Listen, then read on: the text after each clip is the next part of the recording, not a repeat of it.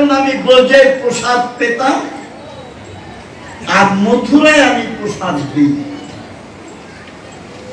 এক না। সেই জন্য ব্রজবাসীদের বৃন্দাবনে আনা যাবে, ব্রজবাসীদের মথুরায় আনা যাবে না। আরেকটা,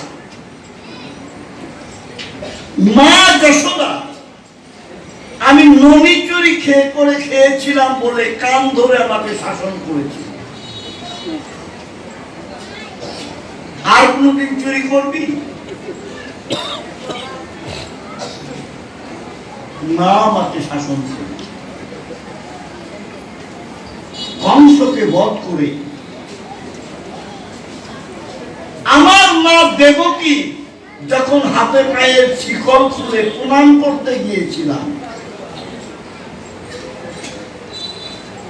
তখন মা দেবকী কেঁদে দিয়ে দূরে সরে চলে গেলেন, বললেন কৃষ্ণ রে, আমি তোকে কারাগারে দেখেছি, তুই আমার আরাধ্য মূর্তি শঙ্খ চক্র গদা পদ্মধারী নারায়ণ।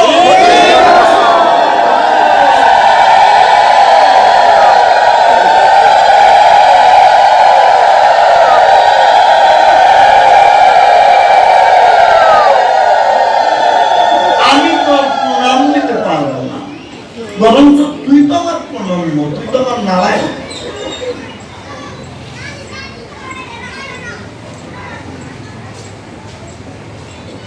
আমি শৃঙ্খলিত পিতা বসুদেবের শৃঙ্খল খুলে একটু আলিঙ্গন করতে গিয়েছিলাম,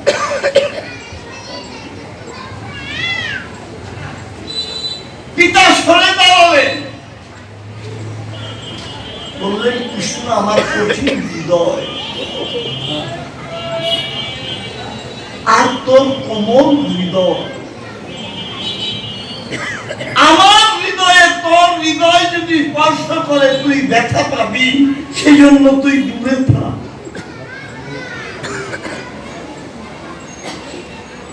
বসুদেব বুকে দিতে পারবে। এবার আপনারাই বিচার করেন, বৃন্দাবনের সখাদের আর মথুরার সখাদেরকে এক জায়গায় রাখা যাবে? বৃন্দাবনের মা যশোদা, মথুরা মা দেবকী দুজনকে একখানে রাখা যাবে? বৃন্দাবনের নন্দ মহারাজকে কৃষ্ণ মাথায় করে পাদুকায় গিয়ে দিতেন,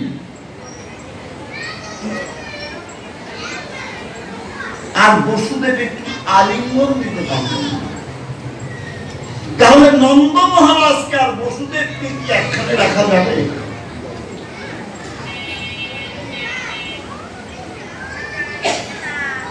দক্ষিণাঞ্চলে ট্রেন লাইন নেই, যারা ট্রেন লাইন দেখেছেন, দুইটা লোহা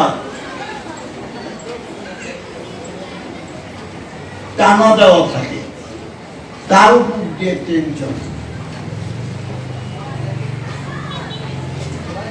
এই যে দুটো টানা যদি একখানে করে দেওয়া যায়, ট্রেন কি আর চলবে?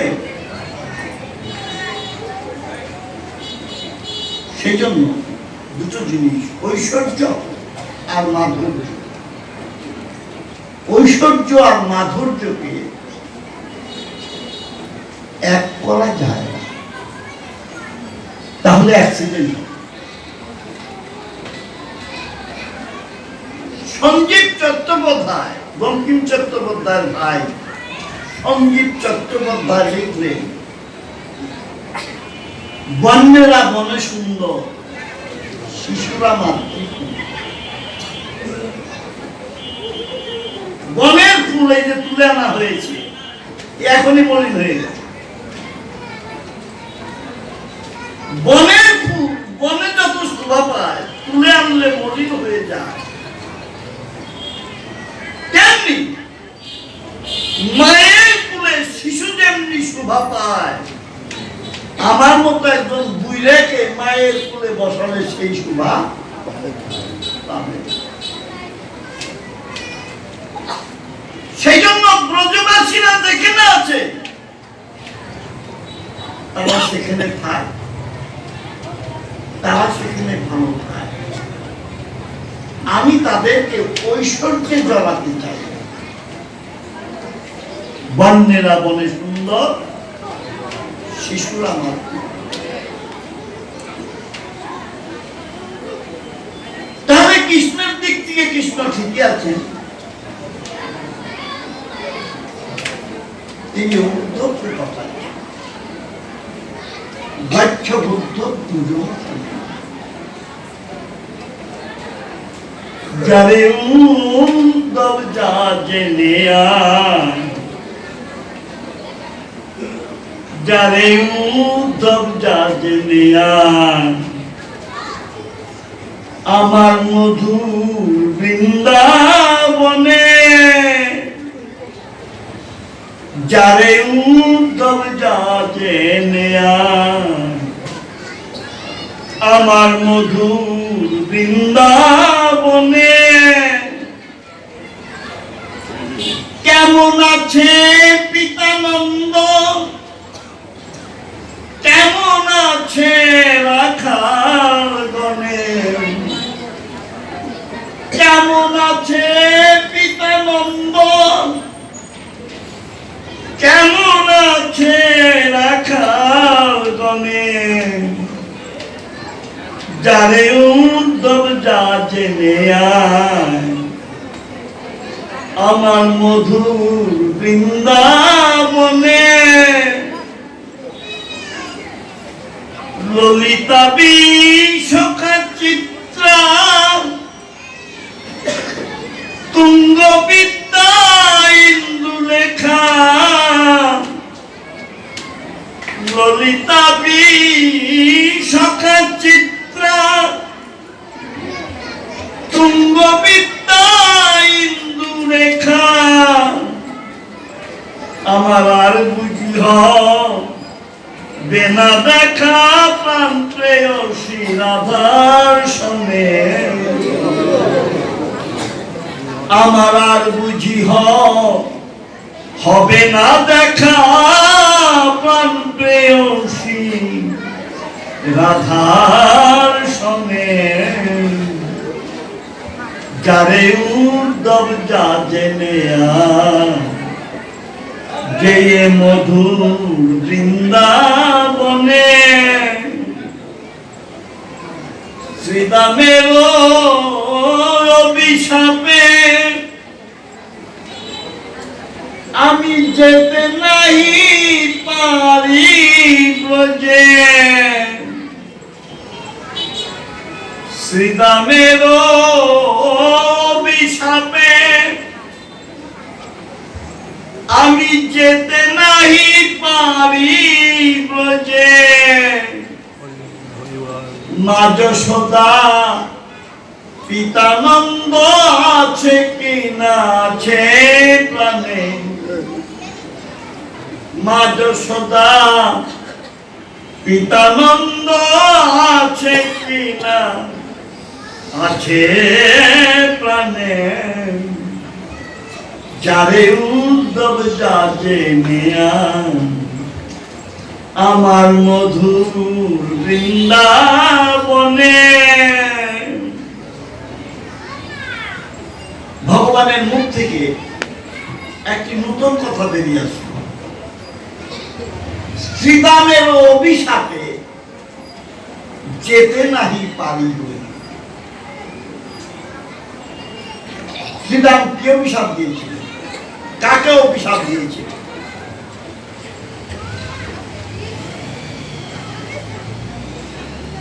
বেদে বললেন ভগবান একমেব দ্বিতীয়,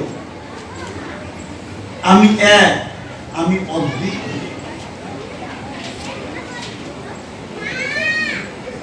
অপ্রকট ধামে তিনি এক, অদ্বিতীয়। প্রকট লীলায় তিনি দুই। একটা চুলা, একটা মটর, একটা মুসুরি, সব একটা। উপরের আবরণের ফেলে দিলে দুটো ডাল। তন্ত্র প্রকট লীলায় তিনি দুই। পুরুষ প্রকৃতি, শ্রীকৃষ্ণ পুরুষ, রাধারানী প্রকৃতি। তিনি গোলকে রাধারানীকে সৃষ্টি করলেন,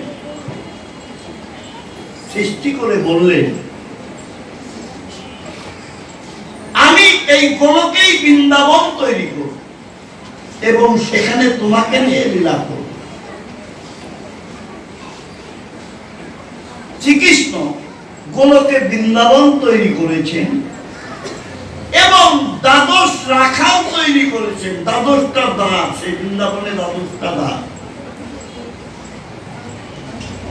দ্বাদশ দ্বারে দ্বাদশ রাখালকে দাঁড়ি করে রেখেছে।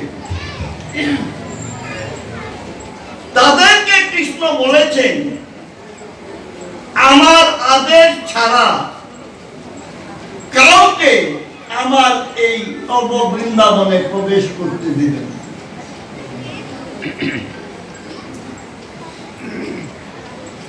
এদিকে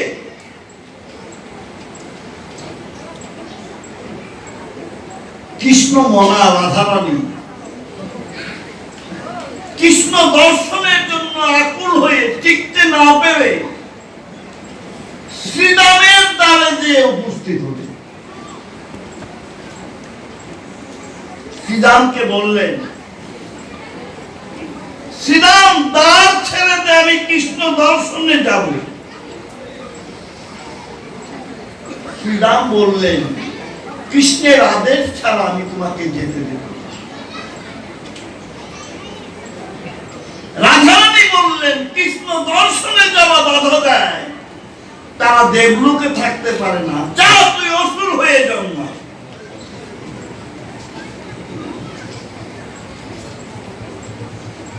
এই জন্য যারা হরিসভায় ভাগ করতে আসতে, অনেকের কাছে শুনি অনেক মেয়েরা স্বামীকে বাধা দেয়, আবার অনেক স্বামীও ভাগবতে কীর্তনে স্ত্রী আসলে পিছনে দাঁড়িয়ে দেখে কার সঙ্গে কথা বলে, কার সঙ্গে পোলাপুলি দেয়, এমনি দেখে। এরা অসুর।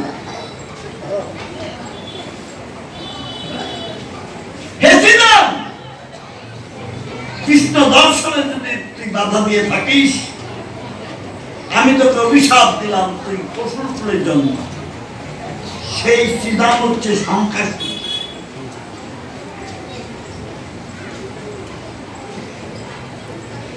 দুঃখে পড়ে চন্ডাল যদি ব্রাহ্মণেরও সাপে, সেই সাপ রোধ করতে পারে না ব্রাহ্মণেরও বাপ। মুসলমান কবি শেখ সাদি বলেছেন, বেদনা দিয়েছে যদি কারো কোন হৃদয়ে,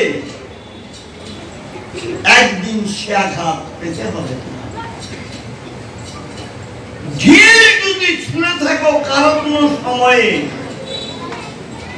একদিন সেই ঢিল খেতে হবে তোমার। আজকের কর্ম কালকে আমাকে সেই ফল ভোগ করতে হবে। গীতায় বললেন, কর্মণ্যে বাধিকাবস্তে মা ফলেষু কদাচন। কর্মের ফল আমরা কেউ রোধ করতে পারবো না। এই জন্য সবাই সতর্ক থাকতে হবে, আমার কর্মটি যেন এমন না হয় পরবর্তী সময় আমার সেই ঢিল খেতে হয়। পাটা সেইভাবে ফেলতে হবে।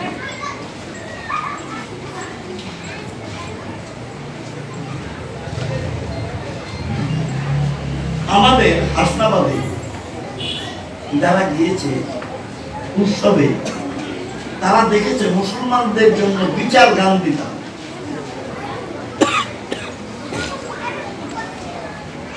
আয়নাল বয়াতি আলেয়া দুইজন, আয়নাল বয়াতি সে গুরুর অভিনয় করছে আর আলেয়া শিষ্যের অভিনয় করছে। আয়নাল বয়াতি এক পর্যায়ে বললেন, দুই সাপ নিয়ে কেউ খেলবেন না। দুই সাপ কি কি? একটি হলো অভিশাপ আর একটা পীর সাপ। মুসলমানরা গুরুকে বলে পীর সাপ। এই দুইটা জিনিস নিয়ে খেললে কারো ভালো হয়। সেই জন্য আমাদের জীবনে সতর্ক হয়ে চলতে হবে যে কারো যেন অভিশাপ না খেতে হয়, আর গুরুর সঙ্গে যেন খারাপ আচরণ না করা।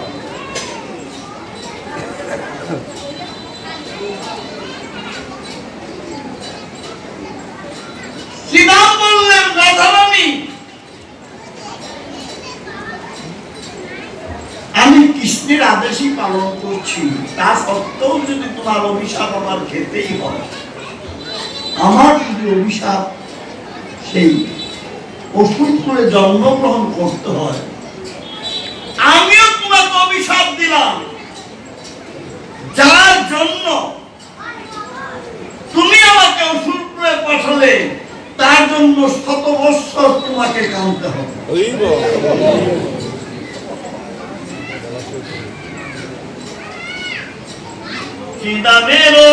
অভিশাপে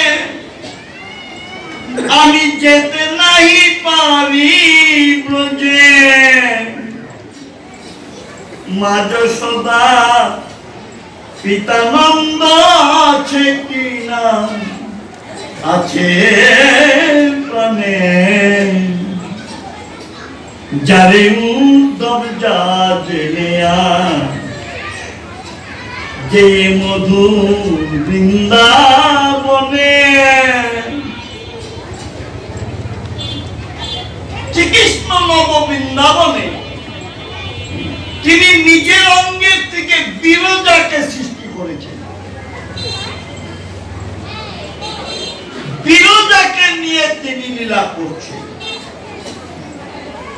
যেই রাধারানীর পদধ্বনি শুনতে পারলেন কৃষ্ণ, বিরজাকে বললেন, বিরজা তুমি নদী হয়ে যাও, জল হয়ে যাও। বিরজা বললেন, যাকে আমি বক্ষে পেয়েছি তাকে হারাতে চাই না, তুমি কথা দাও আমার বুকে থাকবে। হ্যাঁ, তুমি জল হয়ে যাও, বিরজা নদী, আমি তোমার বুকে সর্প হয়ে থাকি।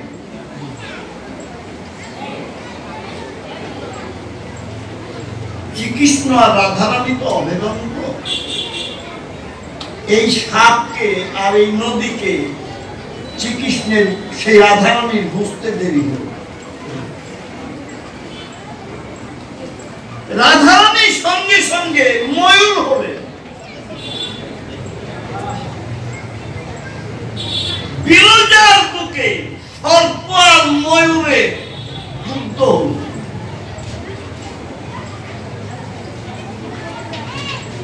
এক পর্যায়ে ময়ূর সর্পের ঘেঁটি ছুট দিয়ে ধরে ফেলবে। কৃষ্ণ বাধ্য হয়ে আপন মূর্তি ধারণ করলেন বিরজার পক্ষে। ময়ূর রাধারানীর রূপ, নিজ রূপ ধারণ করলেন। এই বিরজার পক্ষে নব বৃন্দাবনে রাধা এবং গোবিন্দের মিলন হলো।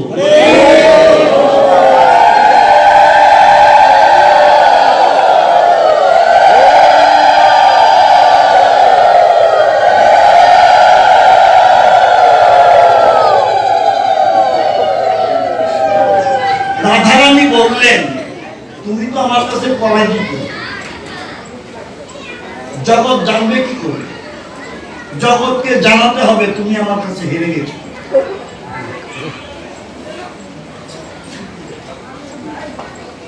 কৃষ্ণ বললেন, তুমি ময়ূর রূপে আমাকে হারিয়েছ, আজ হতে আমি ময়ূরের পুচ্ছ মাথায় ধারণ করে থাকবো। জগৎ জনবাসী তখন দেখবে আমি রাধারানীর কাছে হেরে গিয়েছিলাম, আমি তার ময়ূর পুচ্ছ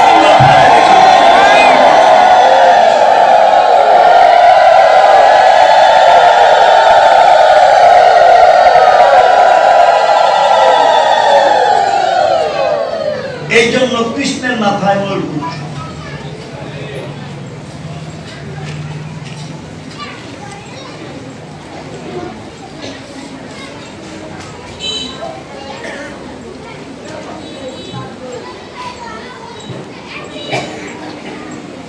ওদিকে মা যশোদা পুত্র শোকে কাতর হয়ে পাগলিনী হয়ে গেছে। রাত্রে বীর বীর করে কার সঙ্গে যেন কথা বলে। নন্দ মহারাজ তারও ঘুম হয়, কারণ পাশে যদি কেউ কথা বলে তার ঘুম হয়।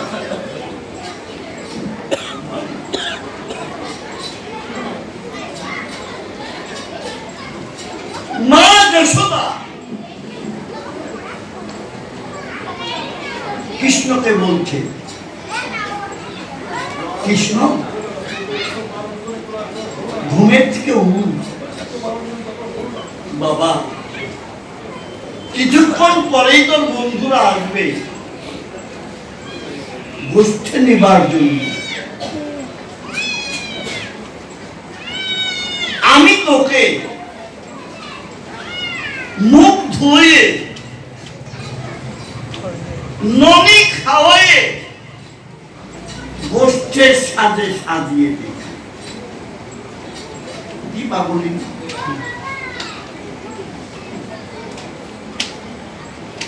টানে টান। আগেকার দিনে নৌকা দেখতাম, মাঝখানে বাঁশ থাকতো, বাঁশের আগায় দড়ি বাঁধা থাকতো, ডাঙ্গা দিয়ে একজন দুইজন ওই দড়ি টেনে নিত, গুণ টেনে নিত। তাই টানে টানে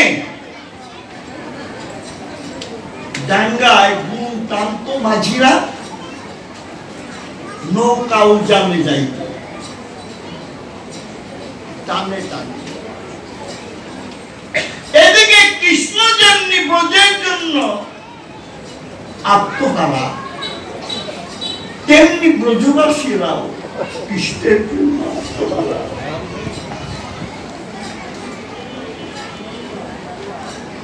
মা যশোদা পাগলিনী হয়ে গেছে।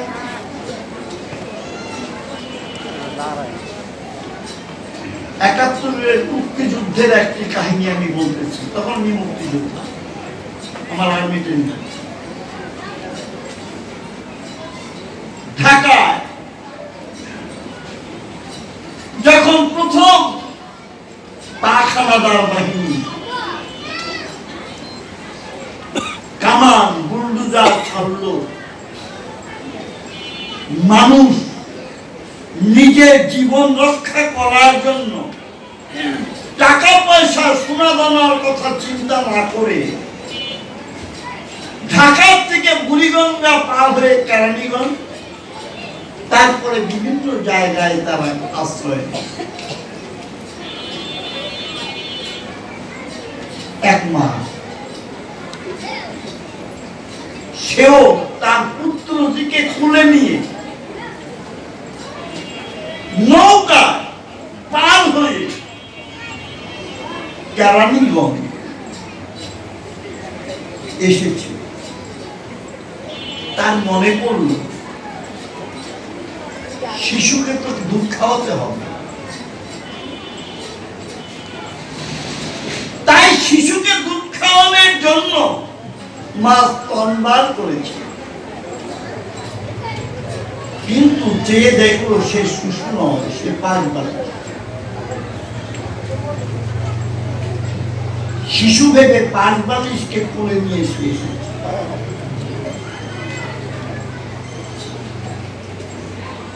সেই মা, আমরা কত চেষ্টা করলাম তাকে খাওয়ানোর জন্য, সে শুধু বললো আমার শিশুকে আগে খাওয়াও, তারপরে আমি খাবো। এমনি ভাবে কয়েকদিন যাওয়ার পরে আমরা শিশুকে দেব কোথা থেকে? শিশু তো শাকারি বাজারে ঘরের মধ্যেই মরে রয়েছে।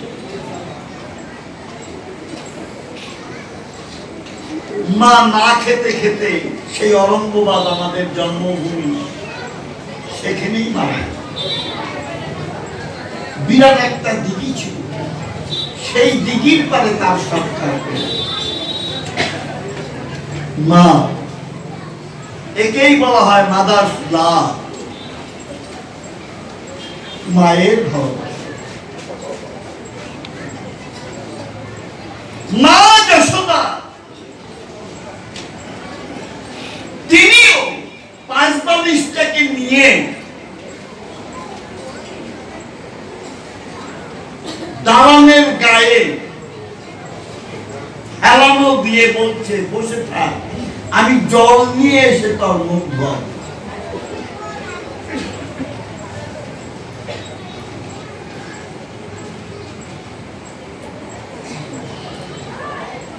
এদিকে নন্দ মহারাজ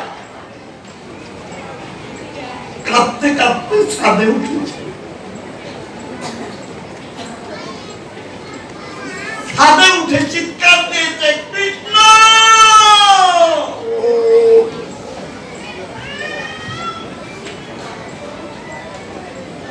তুই যদি তোর মাকে বাঁচাতে চাস তাহলে তোর মাকে দেখে যা। তোর মা কি পাগলিনী হয়েছে, তোকে না দেখলে সে যে বাঁচবে।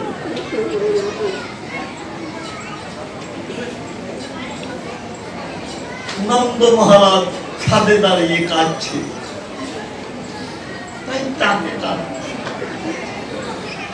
কৃষ্ণ উদ্ধবের হাত ধরে কাঁদছে। গচ্ছ বুদ্ধম পুরুষম।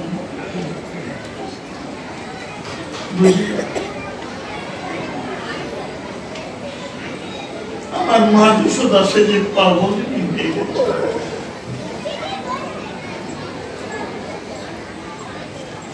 এইরকম পাগলিনী না হলে কি ভগবানকে পুত্র লাভ করা যায়? এইরকম পাগল না হলে কি ভগবানকে লাভ করা যায়? যায় না, যায় না। তবে কৃষ্ণ নামে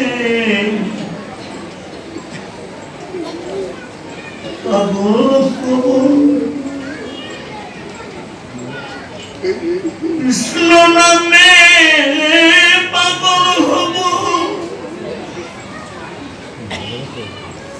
হরে কৃষ্ণ নাম মুখে উচ্চারিতে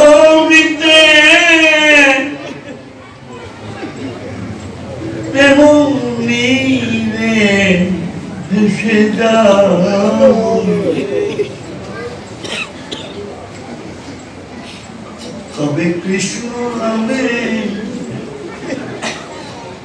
পাগল হব, কৃষ্ণ নামে পাগল হব, হরে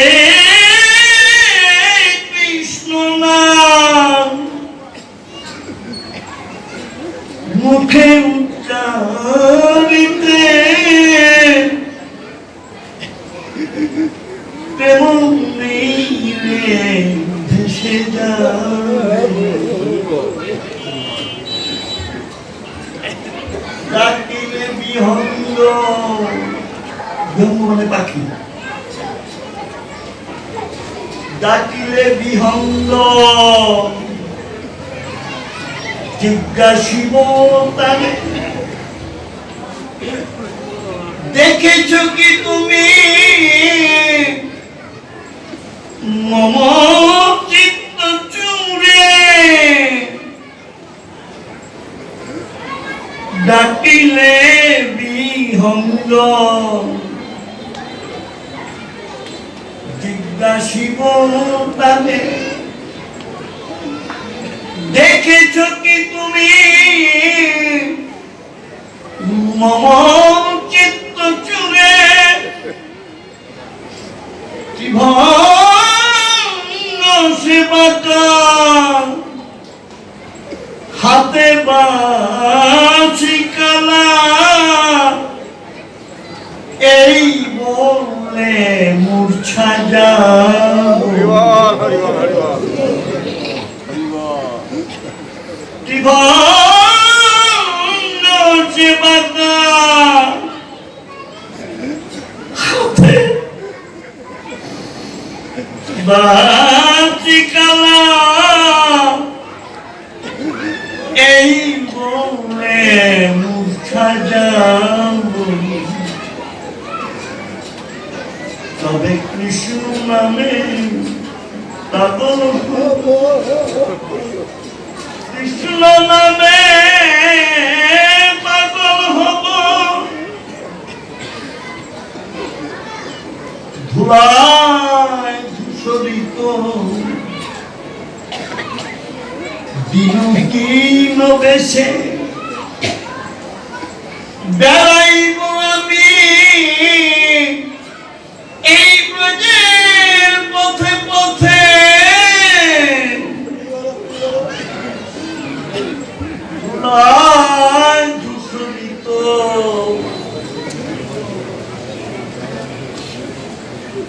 দিনহীন বেশে বেড়াইব আমি এই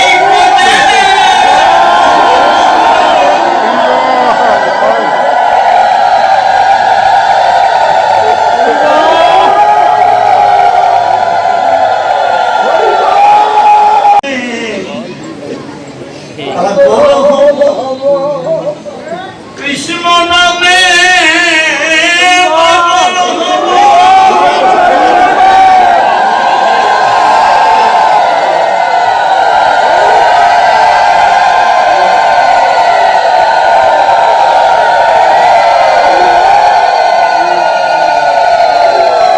হরে কৃষ্ণ নাম মুখে উচ্চারিতে প্রেম নীরে ভেসে যাব,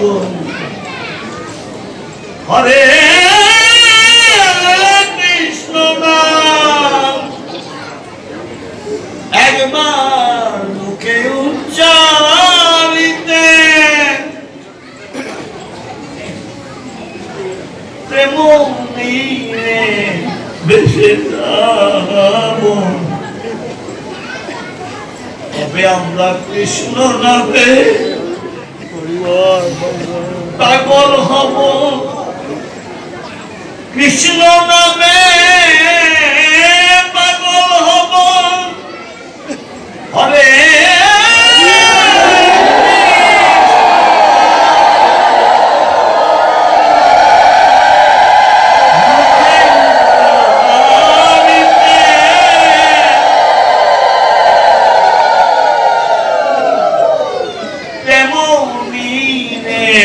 ভেসে যাব,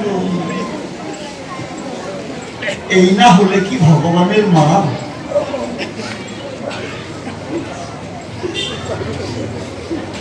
কর্মমুনি পালন করতে এসেছিলেন মা যশোদার ঘরে,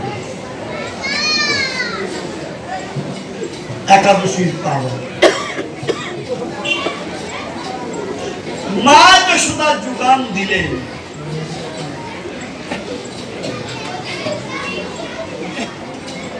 কর্ণমুনি রান্না করে ভোগ লাগিয়েছেন, তিনি প্রসাদ পাবেন। এদিকে মা যশোদার ঘরের ছেলে ভিতরে যেয়ে সেই নিবেদিত অন্ন গ্রহণ। কর্ণমুনি বলছে, মা যশোদা, তোমার পুত্র উচ্ছিষ্ট করে দিয়েছে, আমার আজকে পালন হলো না।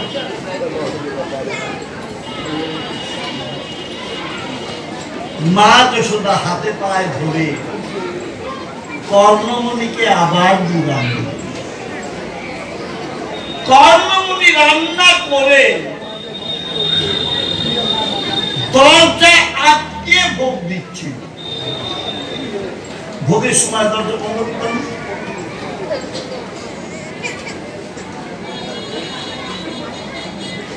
মা যশোদা ও কৃষ্ণকে আড়াল করে রাখলেন, কিন্তু যেই কর্ণমুনি আবার নিবেদন করেছে, কোন ফাঁকে যে আবার সেই প্রসাদ খাচ্ছে।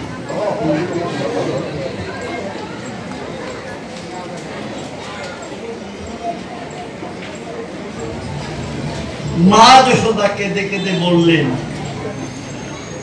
মুনিব, আমার ভাগ্যে নাই আপনাকে সেবা করা। কর্ণমুনি বললেন, যশোদা নয়, একটু অপেক্ষা করো। এত বাধা পেরিয়েও আমার নিবেদিত অন্ন উচ্ছিষ্ট করে কে? তখন কর্ণমুনি ধ্যান করলেন, ধ্যান করে দেখলেন গোলক বিহারী হরি গোলকে যায়।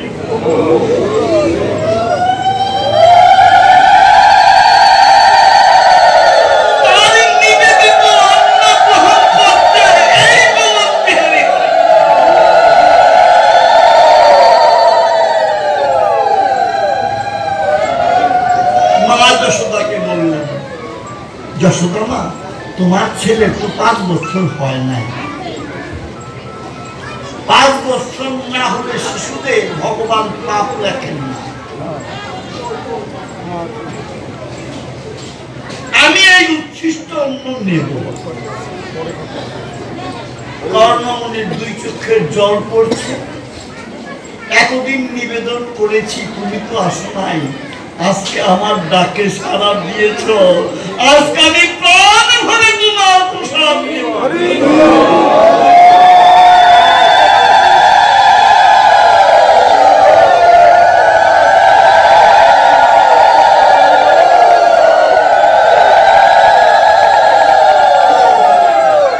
কর্ণমুনি প্রসাদ নিলেন, নিয়ে মা যশোদাকে প্রশ্ন করলেন, কোন সাধনার ফলে তুমি এই পুত্রটি লাভ করেছ? মা যশোদা বললেন, পুত্র দেব সহস্রাণী কোটি জন্মানি ভাস্কর, দাদর জন্ম পার্বতী, এ থেকে জন্ম প্রভাবেন ভগবত পুত্র পাশ। ছোট ছোট দেবতাদের সহস্র জন্ম আমি তপস্যা করেছি, 1000 জন্ম। কোটি জন্মানি ভাস্কর, সূর্যের এক নাম ভাস্কর। 1 কোটি জন্ম তপস্যা করেছি সূর্যে।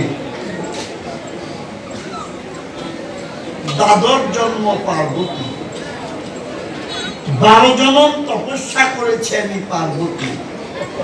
এই 1 কোটি 1000 জনম গত হয়ে গেছে, তারপরে আমি এই ভগবত পুত্রটি লাভ করেছি।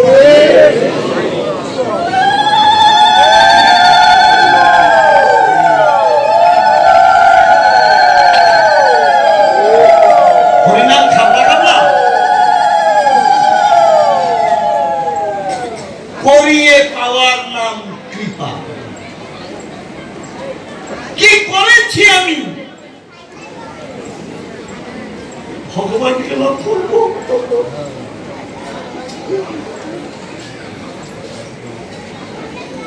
বিবেকের কাছে আমাদের প্রশ্ন করা উচিত, আমি কি করেছি? ভগবানকে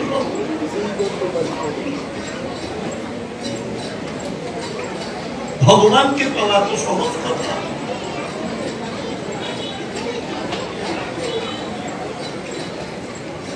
মা যশোদা সেই পুত্রকে হারা হয়ে তিনি পাগলে নিবেন। ওদিকে পুত্র ব্রজের জন্য পাগল হয়েছে, কিন্তু ওই যে শ্রীরামের অভিশাপ, এই অভিশাপের জন্য তিনি বৃন্দাবনে যেতে পারছেন না।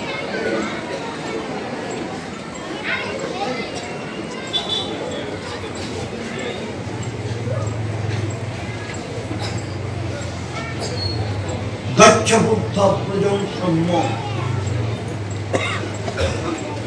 পিতৃণ প্রীতিমাবহ গোপীনাং মদ বিয়োগাধীন মৎছন্দৈষ বিমোচন। উদ্ধব, তুমি ব্রজে যাও, পিতামাতার প্রীতি বর্ধন করো। গোপীরা আমার বিয়োগ ব্যথায় বিমোহিত হয়ে আছে, তাদেরকে আমার সন্দেশ দিয়ে তাদেরকে সান্ত্বনা প্রদান করো।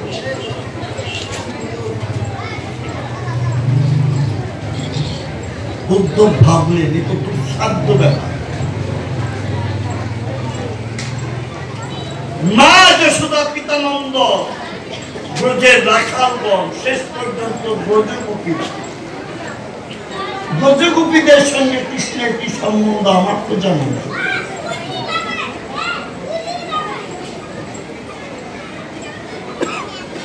আমি কি দিয়ে তাদের সান্ত্বনা দিব সে ভাষাও জানা নেই।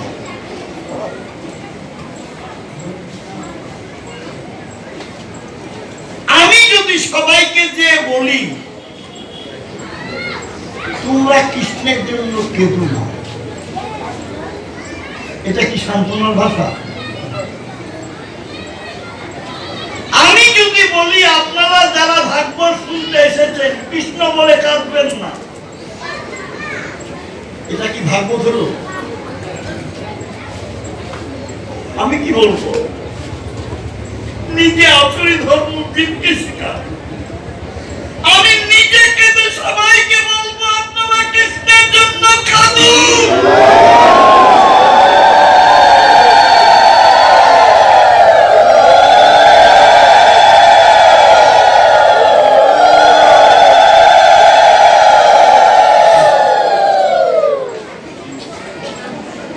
উদ্ধব কি বলবেন যে তাদের কৃষ্ণের জন্য আপনারা কাঁদবেন না?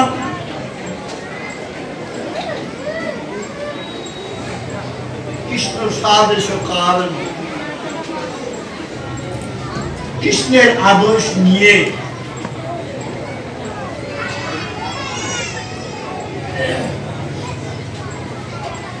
দেবকী, রোহিণী, বসুদেব তাদেরকে উদ্ধব প্রণাম করলেন। কৃষ্ণ বললেন তারা উদ্ধব, আমার পোশাক তোমাকে পরিয়ে দিচ্ছি। কৃষ্ণের ধরা চোরা যাহা কিছু পোশাক ছিল উদ্ধবকে পরিয়ে দিল, যাতে তারা মনে করতে পারে কৃষ্ণই এসেছে।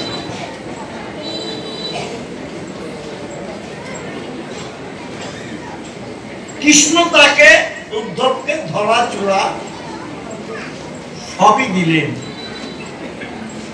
দিলেন না বাসি। কেন বাসি দিলেন না? এ বাসিটা তো অন্যের মুখে বাজবে না। এটা যে রাধা নামের সাদা বাসি, এ বাসি অন্য বাজাবে বাজবে না।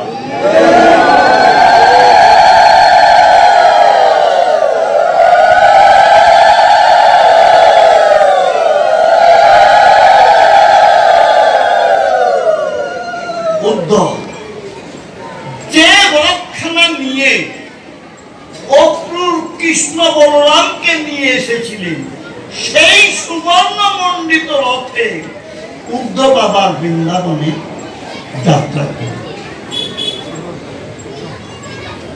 লয়ে তব না ওহে গুণধার, ধাপ দিলাম হরি আজি পরীক্ষা সাগরে। লয়ে তব না ওহে গুণধার, ধাপ দিলাম হরি আজি পরীক্ষা সাগরে। আমার শুভাশুভের ভার তুমি ভব কর্ণধার। আমার শুভাশুভের ভার তুমি ভব কর্ণধার। তুমি ভিন্ন আমি সেবার দিব কারে। তুমি ভিন্ন আমি সেবার দিব কারে। লয়ে তব না ওহে গুণধাম, ধাপ দিলাম হরি আজি পরীক্ষা সাগরে। তুমি করায়েছ যাহা আমি তাই করেছি হরি। ফলাফলের কিছু চিন্তা নাহি করি। তুমি করায়েছ যাহা আমি তাই করেছি হরি। ফলাফলের কিছু চিন্তা নাই। এই চিন্তা শুধু ভব চিন্তা হারি। এই চিন্তা শুধু ওহে ভব চিন্তা হারি। বিষয় চিন্তায় পাছে প্রভু যেন ভুলি না তোমারে। বিষয় চিন্তায় পাছে প্রভু যেন ভুলি না তোমারে। লয়ে তব না ওহে গুণধাম, ঝাঁপ দিলাম হরি পরীক্ষা সাগরে। কর্তা তুমি তোমার করো এ বিশ্ব গঠন। আবার কর্মরূপে তুমি করিছ পালন। তিনি সচ্চিদানন্দ বিগ্রহ, সৎ চিৎ আনন্দ, সঙ্গী সন্দিনী দাদিনী, সৃষ্টি স্থিতি প্রলয়, ক্রিয়াময়। তোমার ভিতরে ঈশ্বর। কর্তা তুমি তোমার করো এ বিশ্ব গঠন। কর্মরূপে তুমি করিছ পালন। ক্রিয়ারূপে তুমি জীবের অন্তর্যামী। ক্রিয়ারূপে তুমি জীবের অন্তর্যামী। তোমার অনুগামী হরি সকলই সংসারে। তোমার অনুগামী হরি সকলই সংসারে। লয়ে তব না ওহে গুণধাম, ঝাঁপ দিলাম হরি আজি পরীক্ষা সাগরে।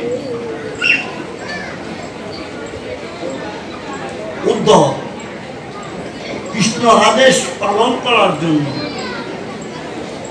পরীক্ষা সাগরে ঝাঁপ দিলেন। উদ্ধব মথুরা থেকে তিনি বৃন্দাবনে যাত্রা করলেন। আমরা এসেছি কোথা থেকে? এই যেখানে এসেছি কোথা থেকে? মথুরা থেকে। সংসার হলো মথুরা, ভক্ত সঙ্গ বৃন্দাবন। আমরা বৃন্দাবনে এসেছি, আবার মথুরায় চলে যাই। কি নিয়ে গেলাম? গ্রামে অনেকে ধান রৌদ্রে দেয়, পাটিতে, চাটাইয়ে, আবার প্লাস্টিকে উপরে ধান রৌদ্রে দেয়। কিছু কিছু লোক হাঁস পালে, সকালে হাঁসের ঘরের থেকে বের করে দেয়। হাঁস খাবার খুঁজে সে দেখলো পাশের বাড়ির দুয়ারে ধান রৌদ্রে দেওয়া হয়েছে। সেই হাঁস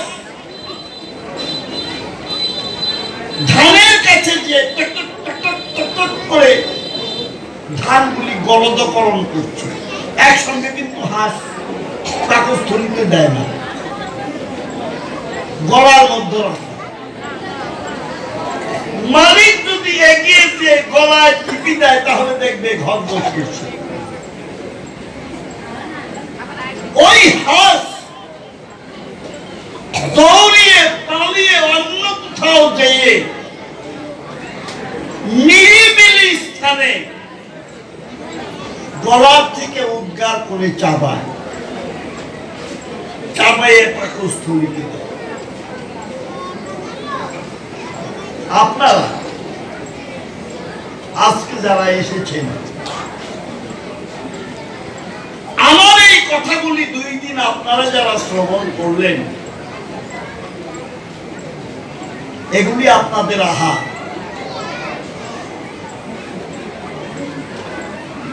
এগুলি আপনারা কণ্ঠস্থ করে গেলেন। যেখানেই যান, আত্মীয়ের বাড়িতেই যান আর নিজের বাড়িতেই যান, এই পাপ যদি আপনারা কণ্ঠের থেকে উদ্গার দিয়ে চর্বিত চর্বণ করেন, তাহলে দেখা যাবে ঘুমের ঘরে আপনারা নিজেরাই ভাগবত হয়ে গেছে।